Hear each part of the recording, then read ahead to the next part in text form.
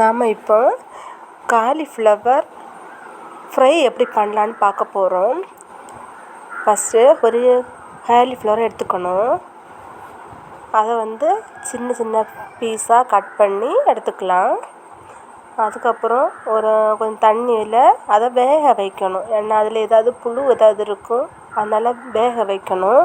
அதில் கொஞ்சம் தண்ணி விட்டு அதில் காலிஃப்ளவரும் போட்டு அது கொஞ்சம் உப்பும் கொஞ்சம் மஞ்சள் பொடியும் போட்டு வேக வைக்கணும்.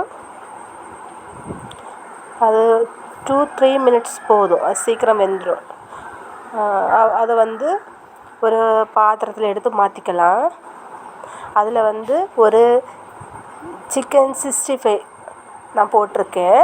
சிக்கன் 65 பவுடர் ஒரு 2 ஸ்பூன் போட்டால் போதும். போட்டு நல்லா மிக்ஸ் பண்ணணும். நான் இதில் வேறு எதுவும் போடலை. நல்லா மிக்ஸ் பண்ணணும். தேவைப்பட்டால் கொஞ்சம் தண்ணி லைட்டாக தெளித்து நல்லா மிக்ஸ் பண்ணிக்கலாம். அதை ஒரு கடாயை அடுப்பில் வச்சு அதில் கொஞ்சோண்டு தேங்காய் எண்ணெய் ஊற்றிக்கலாம். அது எண்ணெய் சூடான உடனே அதில் நம்ம மசாலா போட்டு வச்சுருக்க காலிஃப்ளவரை ஒவ்வொரு பீஸாக எடுத்து போட்டுக்கலாம்.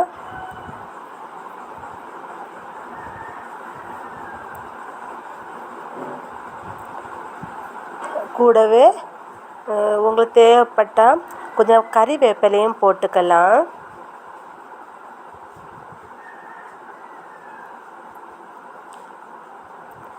அதை லைட்டாக மறைச்சி போட்டுக்கோங்க. இப்போ நல்ல ஒரு சின்ன நமக்கு பார்க்கும்போது தெரியும், முறை ஆகும். அப்புறம் எடுத்து ஒரு பாத்திரத்தில் எடுத்து வச்சுக்கலாம்.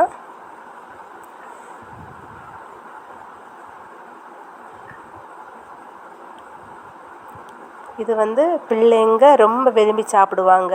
பிள்ளைங்க மட்டும் இல்லை, பெரியவங்களும் நல்லா சாப்பிடுவாங்க. நீங்களும் வீட்டில் காலிஃப்ளவர் ஃப்ரை செய்து சாப்பிட்டுக்கோங்க.